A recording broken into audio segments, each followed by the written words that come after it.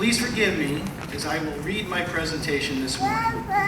This ceremony has special significance to me. I was almost in tears when the band was playing, so if I get through this, it's a miracle.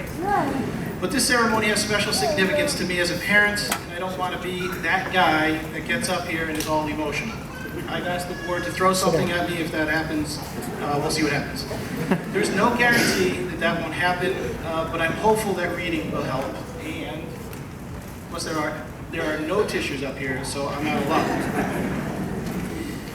And pardon my back as well, as Mr. Young said, students, but I wrote this for you.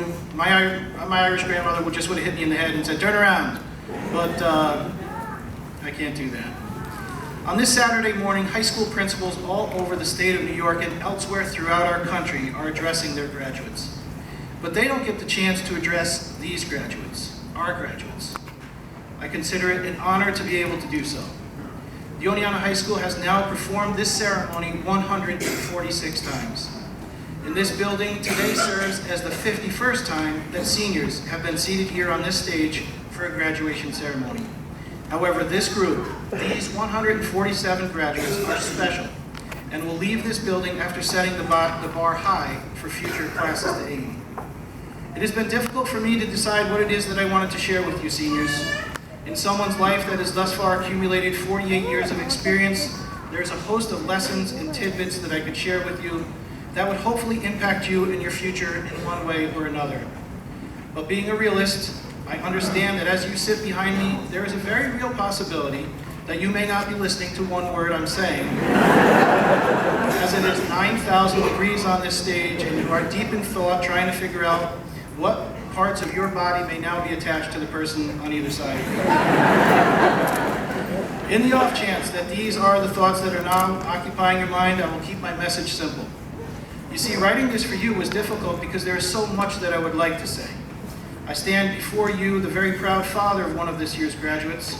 She is the youngest of our children, and we as a family find ourselves in a similar situation as many of you in that this commencement ceremony will be the last one that our children will grace this stage as a graduate. As excited and somewhat relieved as I am, it is truly bittersweet. My drives to school will be lonelier, but on the plus side, I will not be subjected to weird music prior to 7 a.m., nor will I be impaled by a mascara brush on my driver's seat. That being said, I consider myself blessed to have shared over 1,000 or so drives to and from this place with one or more of my children beside me. My colleagues are now feverishly trying to coordinate who will now turn my office lights on for me, get me a glass of water, get things from the copy machine, but I promise I will be fine.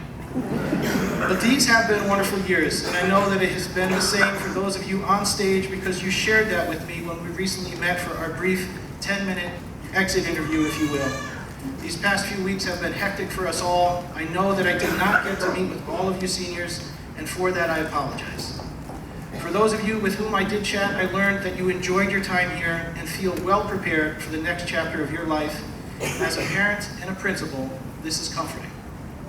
I've known many of you since you were in kindergarten and some even before that.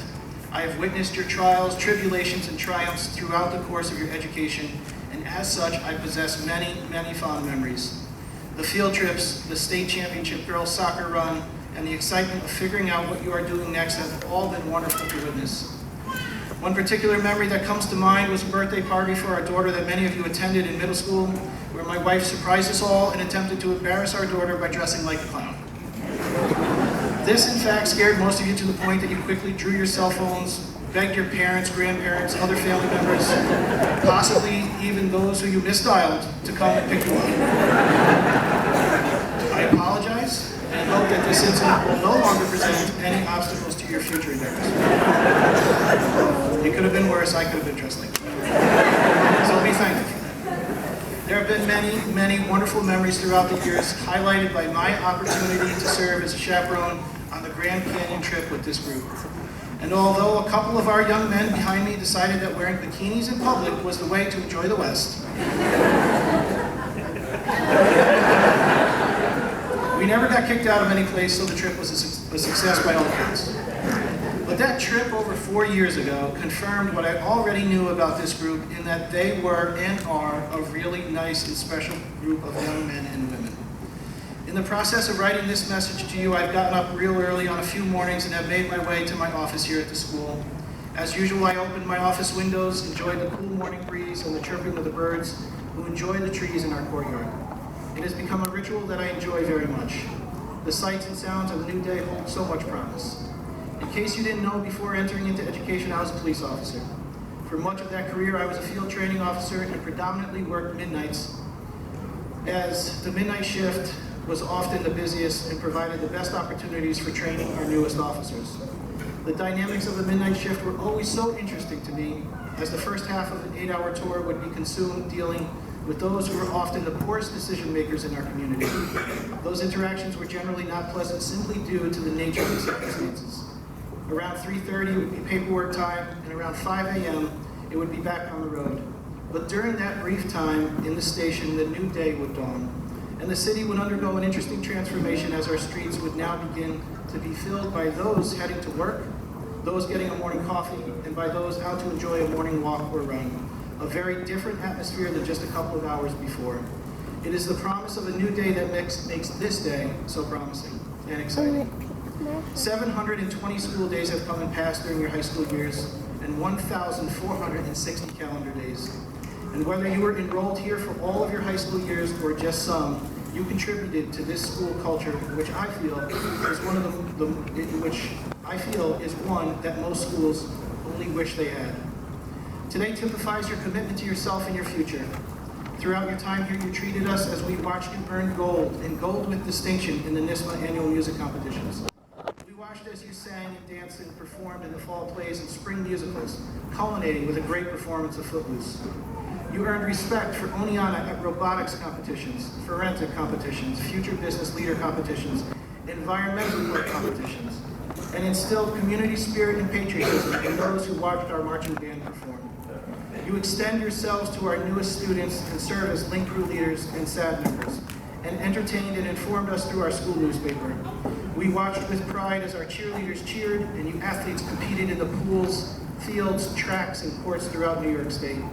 More impressive was the fact that 18 of your teams, our teams, were also scholar athletic teams. The classroom was simply another arena where these seniors excelled.